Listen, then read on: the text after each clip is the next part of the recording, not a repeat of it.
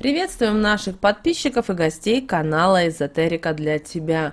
Друзья, мы вас всех приветствуем в изобилии и достатке. Сегодня в этом видео мы с вами уделим внимание соли. Поговорим о том, что ни в коем случае нельзя делать солью в доме, для того, чтобы всегда в вашей жизни было изобилие, был достаток и было благополучие. Потому что именно соль обладает достаточно сильными магическими свойствами. Почему это так, что нельзя делать солью, далее в этом видео. Прямо сейчас подпишитесь на канал Эзотерика для тебя, ставьте лайк этому видео, в комментариях обязательно напишите «принимаю» и «благодарю» и поделитесь этой информацией с теми, кому действительно эта информация будет полезна, будет важна и будет интересна. Итак, какие же действия ни в коем случае нельзя совершать с солью? Давайте для начала мы для себя уясним то, что соль является, во-первых, оберегом для нашего дома, является оберегом для нашего семейного благополучия и для каждого человека. Также соль является и накопителем энергии. При этом многие думают, что соль накапливает только положительную энергетику. Нет, соль является накопителем как отрицательной энергии, так и положительной. Также соль является символом богатства. И, конечно, с помощью соли мы можем себя защищать от негатива, от всевозможных проблем, от сглаза. И вы должны понимать о том, что многие люди считают, что рассыпав соль в своем доме, это не к добру. Но это неверное убеждение, и вот почему. Дело в том, что раньше именно соль являлся достаточно дорогим продуктом. И за рассыпанную соль среди членов семьи, как правило, возникали ссоры. Поэтому соль рассыпанная, это считалось, что именно это не к добру. Но давайте вернемся к тому, что же не рекомендуется делать с солью. Ну, во-первых, никогда не давайте соль в долг. Почему? Иначе просто вы таким образом через соль отдаете изобилие, достаток и благополучие. Казалось многим из вас, ну что здесь такого, если я дам буквально 1 столовую ложку соли своей дорогой любимой соседке. Но вы должны понимать то, что солевые кристаллы, они впитывают энергию.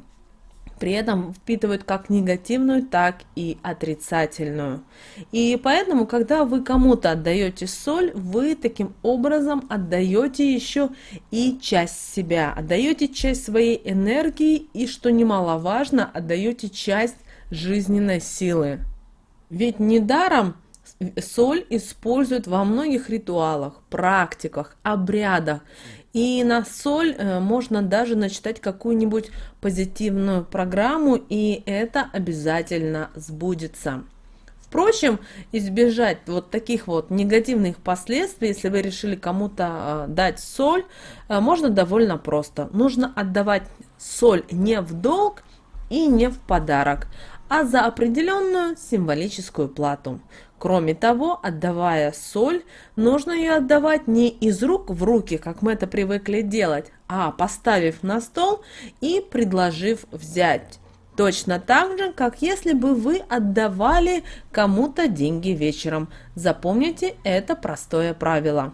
А когда другой человек возьмет соль, мысленно отсеките ее от себя и дайте себе установку, что таким образом вы рвете с солью любую энергетическую связь. После того, как человек, который зашел к вам и попросил соли, повернитесь лицом на восток и трижды скажите следующие слова. То, что отдаю, назад не прошу. Мое при мне остается, твое с собой забирай. Да будет так. И вы с этой солью больше никак не связаны. А тому человеку, который у вас зашел взять в долг соль, напомните, что такой долг ни в коем случае нельзя возвращать. Помните об этом. Дело в том, что на соль можно начитать определенную негативную программу, которую вы вместе с возвращенным вам долгом добровольно примете в свой дом и в свою семью. Поэтому, чтобы избежать все-таки неприятностей, никогда не одалживайте соль. Умение говорить слово «нет» поможет вам в любой ситуации, и это очень важно. Если вам не планируют вредить, такой человек, он поймет отказ и не будет на вас обижаться. А если обидится, ну что ж, ваше благополучие останется все-таки при вас. Ну, а если нет возможности, например, отказать старушке или ребенку, или, как вариант, хорошей соседке в вечернее время, обязательно возьмите взамен какую-то символическую плату. Впрочем, помните о том, что все-таки вечером категорически нельзя ничего давать и выносить из дома. Даже именно одной копейки будет достаточно, чтобы нейтрализовать грядущие неурядицы.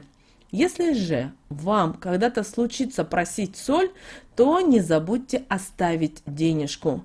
Даже если человек, который далек от эзотерики, от магии, от практик, даже если он будет и отказываться. Хотя, вы знаете, многие люди часто отказываются от любой платы из-за вежливости. В любом случае, ваши отношения будут более доверительными. При помощи соли вы также можете и очистить энергетику квартиры от негатива и, что немаловажно, поставить защиту от недобрых глаз. Для этого купите новый пакет соли в магазине, разложите ее в несколько маленьких емкостей и расставьте по углам комнат. Главное, чтобы она не стояла в тумбочке или в шкафу, потому что помним, что соль, она впитывает в себя энергию. И вот такая соль может впитывать в себя энергию около 3 месяцев, но не больше. Поэтому обязательно обновляйте тарелочки или те емкости, где вы рассыпали соль. Для того, чтобы быстро избавиться от негативной энергии, возьмите крупную соль, разбросайте по ковру и, как вариант, через полчаса пропылесосьте. И обязательно вытащите мешок с грязью из вашего пылесоса и выбросите как можно подальше от своего дома. Также, если у вас есть возможность и время, обязательно протрите пол в комнатах именно раствором из соли. А еще запомните, нельзя оставлять солонку открытой, потому что соль впитывает энергию происходящего и отдает ее вместе с едой, которую вы посолили.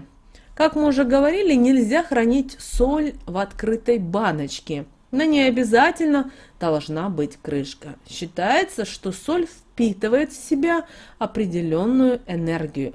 И, как правило, больше негативной энергии она и впитывает. А потому открытая емкость с солью притягивает в ваш дом негатив.